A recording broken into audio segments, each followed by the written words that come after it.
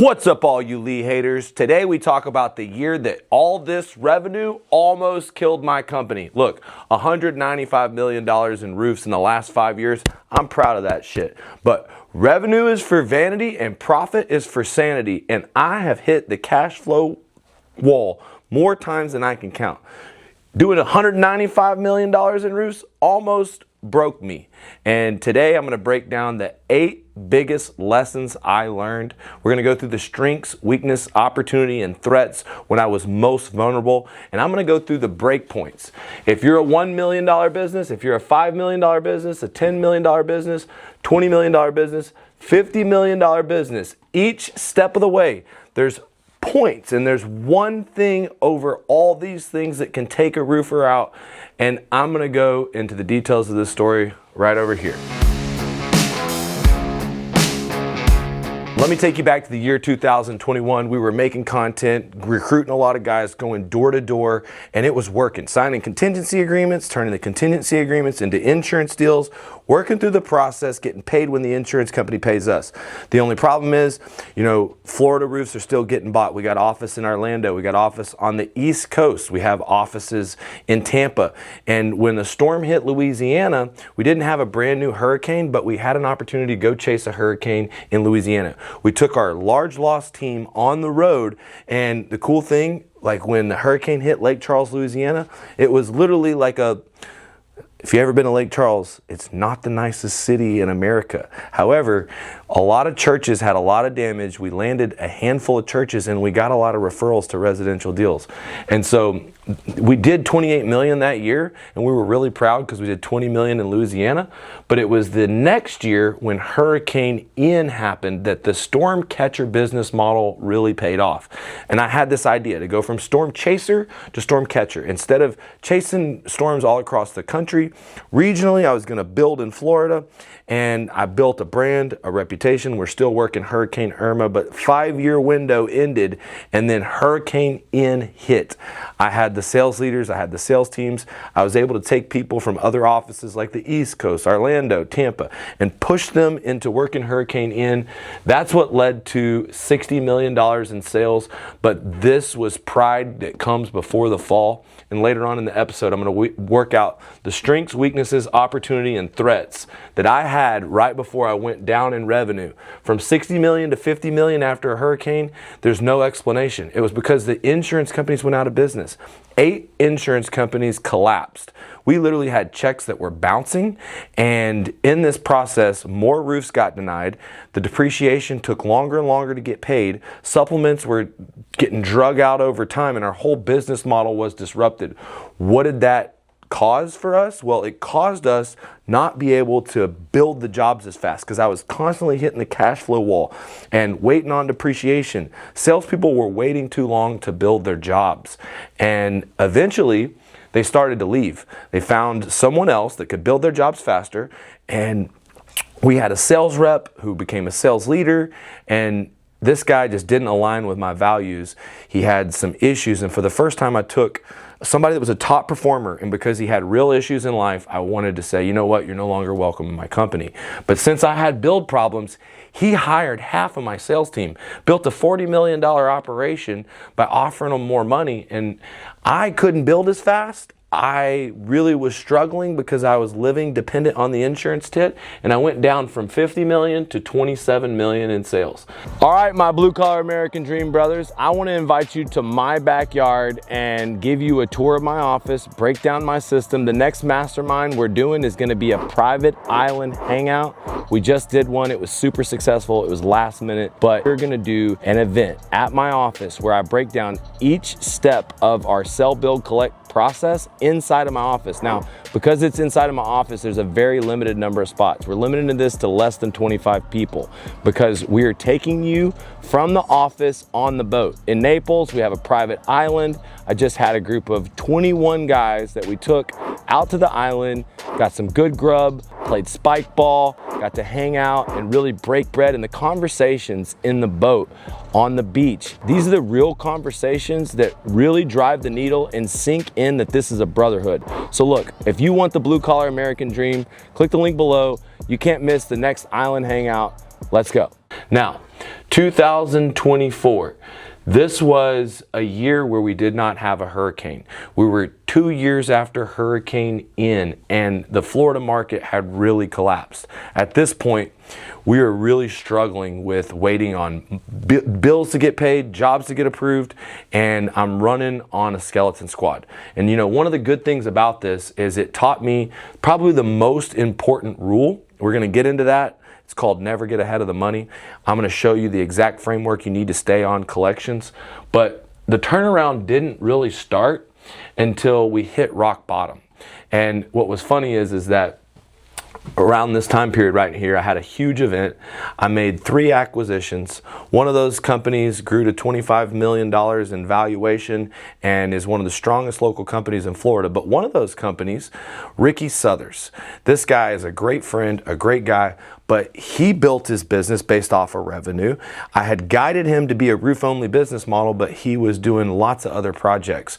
And he called me in a cash flow crunch. Now, I've worked myself out of a lot of cash flow crunches, and I was in deal heat to acquire one of my best clients. He had grown from 2 million to 7 million. Now he's doing 18 million in sales, but he's doing all these remodeling projects. He's not really good with his numbers. He's behind in cash flow. And so I threw money at a problem at a time where I was making good money and wanting to do big things.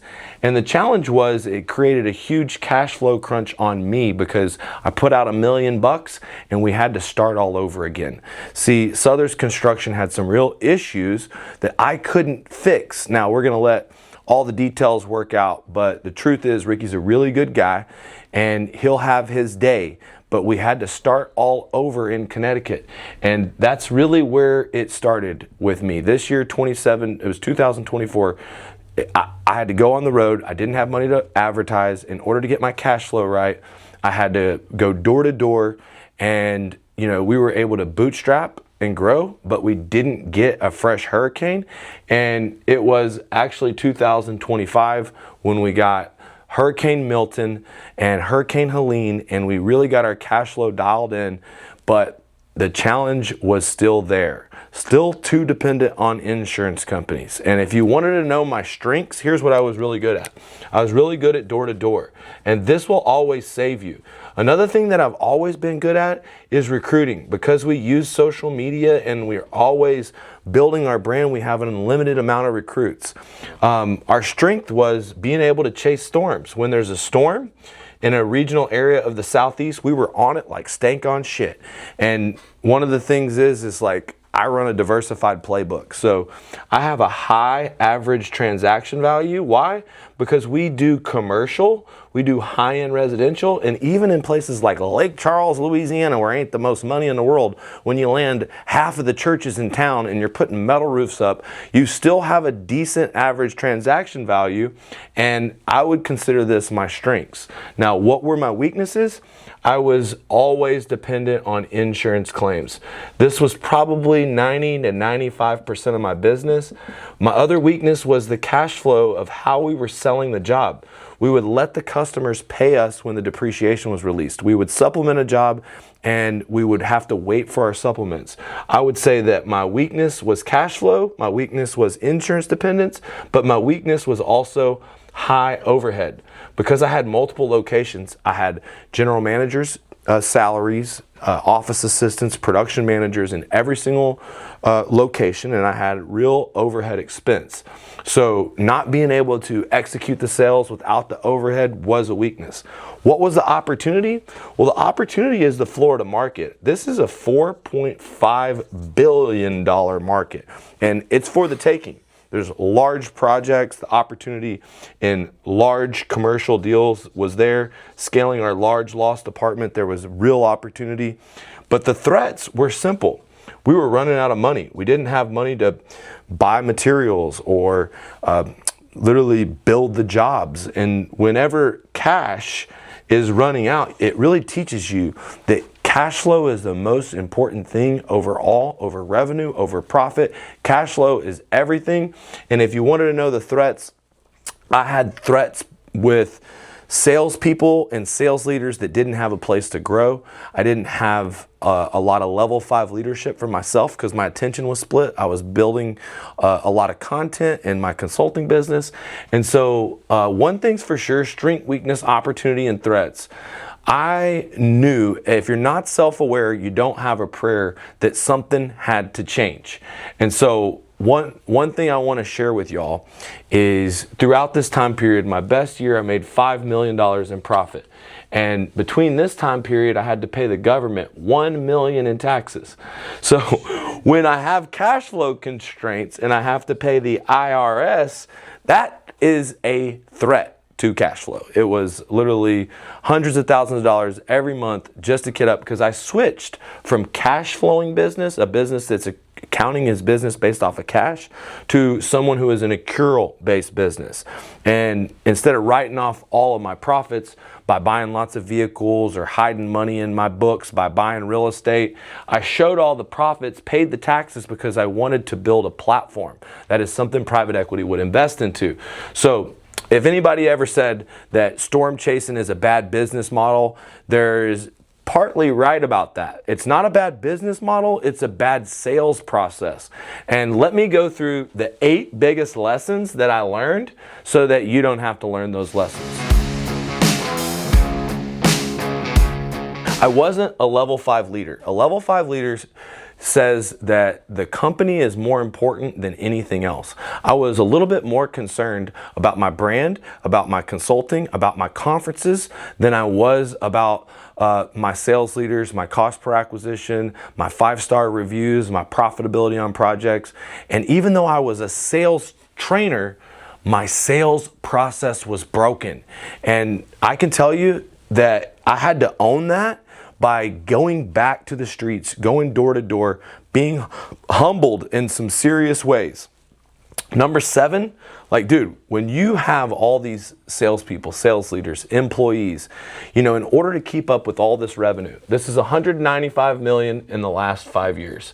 We made 2.5 2021, 5 million in 2022, 4 million in 2023.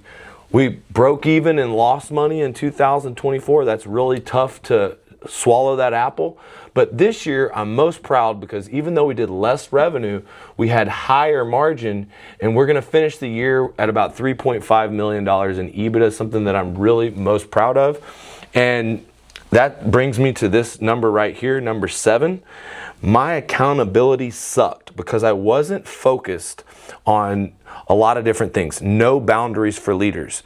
Now, ChatGPT is a cheat code because at this point, somewhere along the line, we hired an HR department, which added to the overhead, but she helped me get job descriptions for every person. And what I realized is that not only was I'm not given what's not tolerated and what's expected, having clear KPIs, but having clear non-negotiables. I wasn't doing a good job of holding people accountable that weren't hitting the targets. I can remember overhead is high, cash flow is slow, and it's giving specific instruction. It's inspecting what you expect from your sales leaders. And just being involved in the coaching of your people is the most valuable thing. And with me being worried about selling conferences and stuff, I didn't have the same level of accountability as I do now. I didn't have the same boundaries, didn't have the same job descriptions. And what that led to is our number 6 problem: hiring too many people.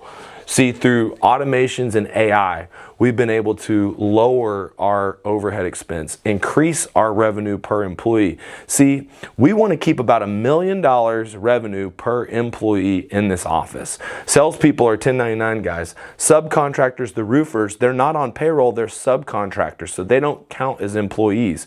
But really, hiring too many people came from every single time that there was an issue, you want to just throw another person at it. But if you're bad at managing the person that's already in that existing position, let's say they don't have a KPI, let's say that you're not enforcing that KPI, but then you just hire someone else to support them to make the job better. You didn't make the situation better, you made the situation worse, because you can't hold one person accountable, much less 2. And so I just thought that my ability to put the right person in the right seat was going to it was going to overcompensate for my ability not to hold people accountable. But the number one thing about level 5 leadership is your standards are what you tolerate. And as you get bigger, going through this system, hiring too many people, it really comes from not giving clear job descriptions, not showing up.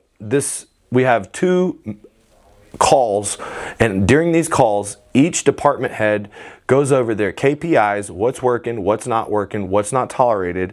And I just thought that the more people that were showing up on those calls, the safer that I could be, when in reality, that was actually causing more of a problem. And so, as we're going down this cycle, and I can see insurance companies are not paying claims, things have changed. We didn't get a storm this year. I tried to throw money, not just at people, but I tried to throw money at marketing. And I've always been great at making videos that sell. As a matter of fact, that's the blue collar marketing method. You create 5 to 10 videos every single month. They have a hook, story, and offer. The videos follow a framework where they're hidden damage, build, or testimonial video. And it was literally generating leads off of Facebook, 20, 50, 60, 70 bucks a lead. See, during this time period, I would throw money at the marketing, but the problem was I didn't have good systems to set the appointments. I didn't have good systems to run the leads. We've had a history of time period of guys that are door-to-door independent contractors. Oftentimes, they're not as accountable. And what that leads is, let's say that I'm spending $200 per appointment, and it takes 4 appointments to get a contingency agreement. That's $800 per contingency. You would think that's an $800 cost per acquisition. But if insurance companies have changed the game, they're denying more than 50% of the claims, and you have to actually, out of 10 contingencies, to get 4 roofs approved or 5 roofs approved, you have spent $8,000. And if you spend $8,000 to get 4 roofs, you're closer to $2,000 cost per acquisition. This is actually a good cost per acquisition. That's not bad at all. But I was spending more like $3,000, $4,000 per project. When cash flow is a problem, spending money on marketing that's too high cost per acquisition, the main problem I had, it wasn't the marketing, it was the sales process.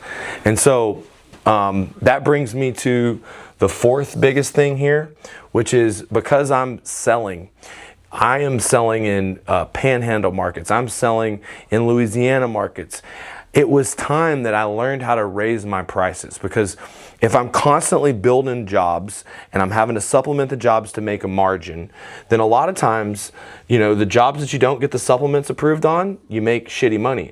The jobs that you don't collect all the money from the customer for, it pushes down your margin. And so, us completely being dependent on supplements or being dependent on working where the storms hit, which took us to markets that are lower paying, and us not knowing how to get people loans, us not knowing how to teach people how to do cost incurred, it meant that my average profit margin on like the Louisiana book of business, it started at 35%. When you're trying to really make money as a roofing company at scale, you want to start your profit margin closer to 50%. And that makes up for a lot of margin for error, because a lot of times insurance company doesn't pay those prices. In order to get those retail prices, you got to set the price, set the terms, and that means I needed a better sales process. So that brings me to number 3, which really, guys, I've always been able to sell, but scaling production very fast without system discipline. And system discipline in production means a proper intake process. Intake is all about how you accept the project. Does it have a proper contract? Are the work orders complete? Does it have all the photos it needs? And that's the first step to qualifying a good job. The next step was using our system, our production board, and our communication to make sure that everybody was communicated with, that timelines were kept for production, and that for us, a quality control guy was on the job site. For every one quality control guy, they're responsible for 3 different jobs, so that one document gets signed. It's called a statement of completion every time that a job's done. They show up when the last nail is driven. We found that if you take this checklist right here, which is for our quality control guy. This is to make sure that the subcontractor is doing a good job. It starts with simple things like making sure they have the proper ladder and have the safety equipment, to how they do the step flashing and how they do the peel and stick. But this right here is a part of our system discipline. If we have this checklist but we're not using it, well, then it's absolutely worthless. And so as you scale and have lots of projects, if you're redoing stuff, you're losing margin. And we found that sometimes you got to slow down to speed up. That means kick jobs back from intake. Make sure that we don't pay on jobs that don't have this checklist done. Make sure that we always have a quality control guy, one quality control guy for every 3 jobs that we're getting built, and that we never pay on a job unless a statement of completion is signed. And so this really leveled up our quality of production. But the big problem with production is tied to the money. So this is probably the biggest lesson that changed my business, and it changed my business when we didn't have a storm this year. 2024, 27 million. I brought in a guy from another roofing company. His name was Brad. Brad was a really good guy. Brad taught me one thing. He taught me that if I took 50% down on the project, that's not going to cover my cost. I always was good at getting 50% down. Now, some of you are insurance guys, you take the first check, you take the deductible, but it's not 50%. Well, 50%, that doesn't cover your materials and labor. What Brad really helped us implement was 25% upon commencement. That means that before we start the project, I have 75% of the money, which covers my material and labor. And what that means is before I start the job, I never get in front of the money. That way, if the customer has a problem, they're holding my profit. See, our contract says that upon completion, they owe me that final 25%. And when there is a problem on a job, it says that they can't hold more than 10%. So never get in front of the money. All it means is that if it's an insurance job, regardless of what the first check is, you pick up 50% as the first check. Before you start the project, when the materials are delivered, you're walking through the job and the terms, you're talking to the customer. Before we start the job, or when we start the job, that customer owes us another 25%. Now, if we have a problem, they're only holding up our profit, and we have our expense paid. We can continue on, take that money, go buy another set of materials so that we can get to the next job. It doesn't kill our profit. See, what we would do is we would pick up 50% down, but we would forget this right here. And when you don't pick up the commencement check, what happens is basically you're financing, most of the time material and labor cost about 60%, 65%. So if you're constantly going in the hole 10 to 15% on a job, and your average project is $40,000, then you're going $4,000 to $6,000 in the hole every time you build a job. And then sometimes for the remaining balance, the customer wouldn't pay us for this number one reason right here: death by depreciation. And I look at every single roofing company. Now, if you're a $1 million roofing company and you're trying to grow, what's going to be the biggest thing that holds you back? Well, that's going to be, you need a CRM, okay? If you don't have a CRM, you're not going to be able to scale. The owner needs to be a badass at sales. Okay, great. You're an owner, you can sell yourself. Great. That's awesome. But if you're not a badass, you're not going to be able to get above $1 million. All right. And the next place the business breaks at 1 million is usually just simple executive assistant organization. So a lot of times just by hiring an executive assistant, you can solve a lot of these problems. But it's going to $5 million bucks. Of course, getting to $5 million between 1 and 5 million, the break point is you need to hire your first $1 million rep. That means that you have a recruiting system, you have a proven sales process. To get to 5 million, you need to have the basics of lead generation. You need to be able to generate leads in some form or fashion. When you get to $5 million in sales, this is the first time that you feel, especially if you're an insurance dependent roofer, this death by depreciation problem. So many roofers I talk to want my help. And if you want to scale and grow, it's not about what you sell, it's about what you collect. And so many of y'all are living death by depreciation. That means that when you build the job, you allow the customer to pay you in full when the insurance pays them. That is a recipe to wait 90 to 120 days on some of your jobs, which means the average time for you to get paid, it's over 30 days, it's over 45 days, and that is not a scalable business. And once you get to $5 million, at this point, you've got maybe a production manager, you've got a sales manager, an executive assistant, you got an office overhead. All this overhead, it becomes a burden on your cash flow. And so to get to the next step, all right, I would say one of the most important things is you got to learn how to get to 50, 25, 25. But most importantly, you got to get away from being the bank when it comes to death by depreciation. You have to learn how to do insurance to retail. The process is simple. Look, we do it a little bit different. We're going to go ahead and give you 12 months, same as cash, while we get your roof built with a 5-star roof, and you're going to get reimbursed because the cost has been incurred. Learning how to sell on this business model will fix everything because you won't be living death by depreciation. And so at $5 million, you want to scale to 10 million bucks. How do you do it? Well, at 10 million bucks, the biggest break point is you need a sales manager. And so many guys that are like 1 to 5, the owners are still being the sales manager. Their top guy, they may run off and start their own company. But to be a $10 million company, you need a system for a sales manager, and you need a sales manager that can really go out there and lead a door-to-door team. More importantly, you need to be, at this point, like proficient at generating leads. I mean, proficient at generating leads through Facebook, meaning create content, or through Google, meaning put the budget up.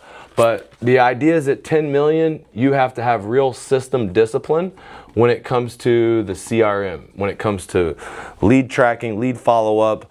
But the reality is to go from 10 million to 20 million bucks, which is way before I even started this map over here. It's really about creating sales leaders. These guys are probably opening up multiple locations.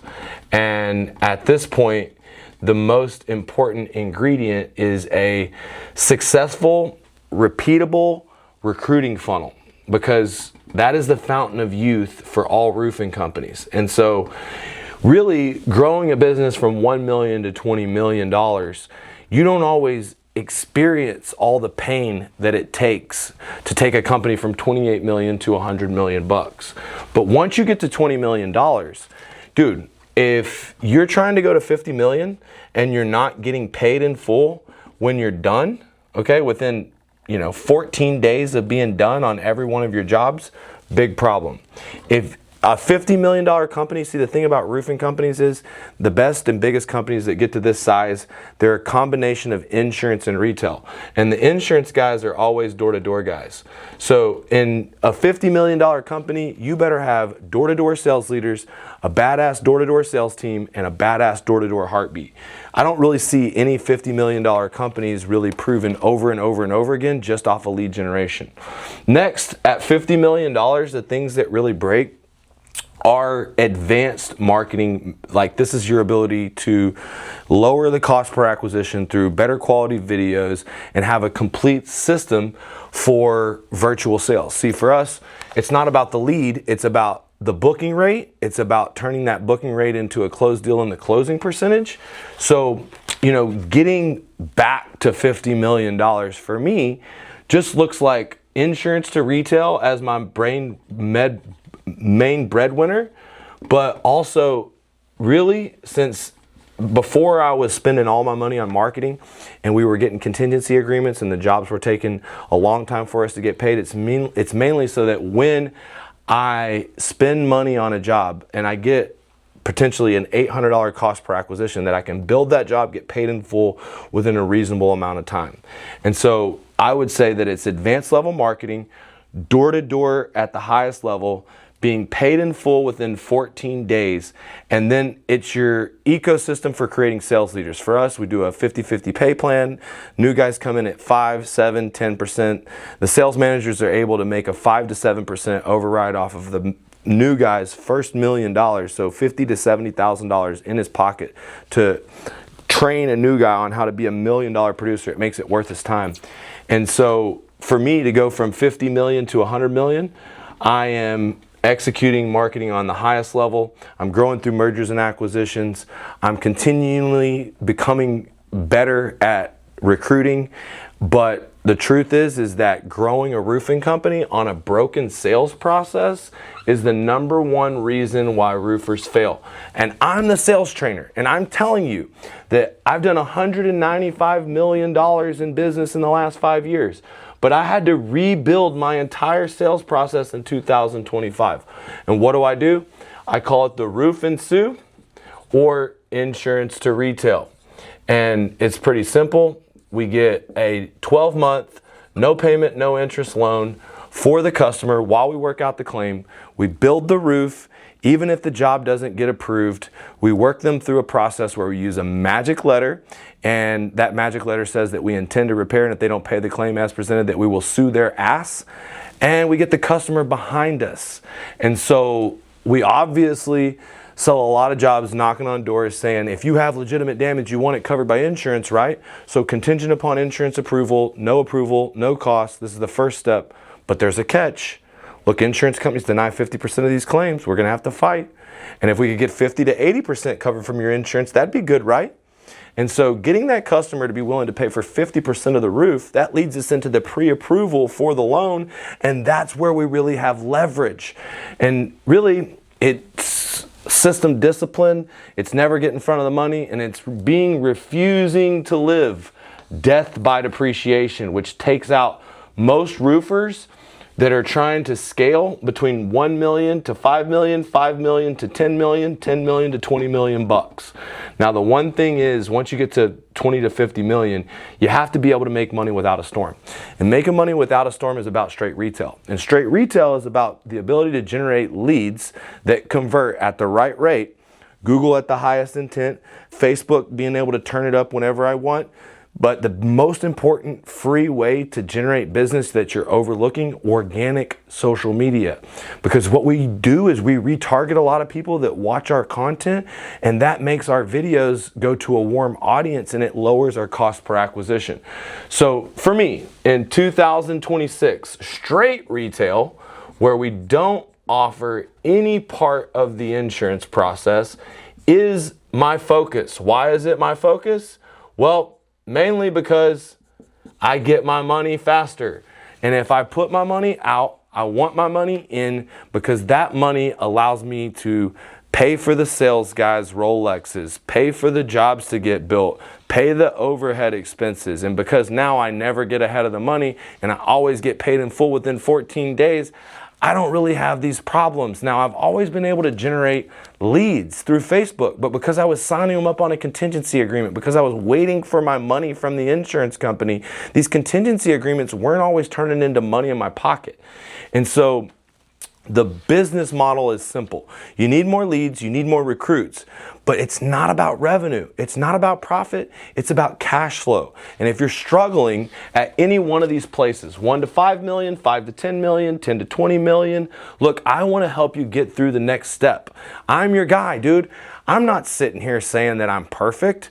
Look, my best year, I made 5 million in profit. I paid $1 million in taxes, and I'm looking to make 10 million in 1 year through my platform in 2026. But I'm telling you, over the last 5 years, it has been a journey. And for anyone out there that is from the outside looking in, there's so many roofing coaches out there that have never scaled a business above 5 million. I know all these sales trainers that are selling roofing. There is none of them that have scaled a roofing company over 5 million. Okay, here my journey started at 28 million in 2021, peaked at 60, and now we're back to 30 million bucks set up to go to 100 million. I just want y'all to know, guys, like, business is about doing the boring things. It's not about the next magic pill, because learning how to get paid when I'm finished, learning how to never get in front of the money, learning how to be disciplined to a good intake process, to never build unprofitable jobs, to always using our assembly line digital production board, a statement of completion. This has increased our level of 5-star reviews, but I didn't know how to raise my prices when I was dependent on insurance. I had no clue how to get 800 a square on every single job. And that's why when I went out on the streets during this time period, I was really put to the test. And I really had to kind of rebuild everything. So with the setter closer model and the roofing redline stack, we were able to generate business at a zero cost per acquisition. All these things make me the best guy to help you and give you an audit of where you're at. What are your strengths? What are your weaknesses? What are your opportunities and threats? And where are you at on this journey? What is holding you back from success? Is it that you are living death by depreciation? Is it that you don't know how to generate leads using Facebook? Is it because you don't have a recruiting funnel? Maybe it's that you don't have a system for building sales leaders, sales managers, so that they can get paid with a leadership focused pay plan. Maybe you are a bad CEO like I was, and you're bad at firing people. You're bad at giving people spankings. You're bad at holding people accountable. Well, join the club. If you want to be a big boy and scale to a big roofing company, then you better get good at this, because I'm trying to go to $1 billion. I'm trying to be $1 billion CEO, and I got a lot to learn. But the most important thing I got to do is I got to do the little simple things better. Doing the small things over and over better is going to make you more money than anything else. And if you're looking for a free audit, I want to give you a free audit. Click the link below, schedule a call. We do a scale and exit mastermind here at this office. I take you through each step of the process: sell, build, collect, generate leads, recruit.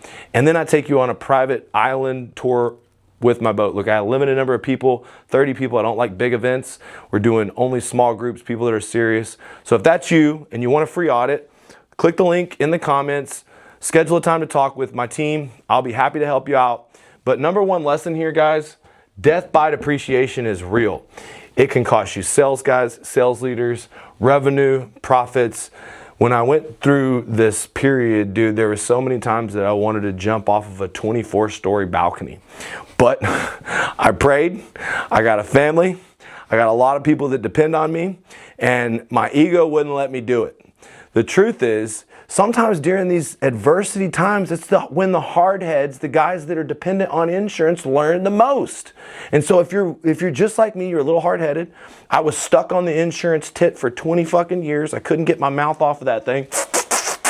But it was being able to rip the Band-Aid, make the customer get a loan, make sure that I get paid in full when I'm finished, never get in front of the money, and figure out how not to make these same mistakes again so that my company can go to 500 million and beyond.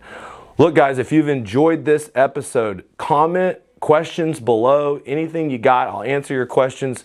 Schedule a free audit. Look forward to helping you out. Let's get off this death by depreciation shit. Roof and sue for the win. Insurance to retail, that's the freedom, boys.